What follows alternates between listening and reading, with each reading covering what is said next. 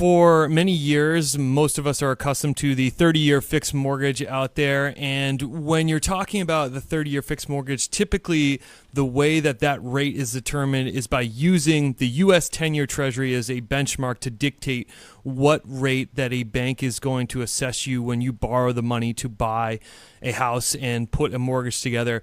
There are very few securities. You could make some arguments perhaps on a 20-year Treasury or a little bit shorter than that could be used to price a 50-year mortgage. And oh, by the way, if you're the bank, imagine lending out money for a 50-year period. You're taking on a whole lot of risk as a lender to commit to 30 years, but to commit to 50, almost twice that period of time, is a significant risk. You run into all sorts of complications as the lender. If I'm the borrower, Paul Lane takes a 50-year fixed mortgage, I could lose my job, get divorced. A bank could do this now, right? They just wouldn't be federally. They're going to lavish it with federal subsidies, right, is the issue here, I think. Like, as a private lender, you do whatever you want. Correct me if I'm wrong. You could, yes. They just don't, because they all want to conform, and they want to. They ultimately want to securitize their.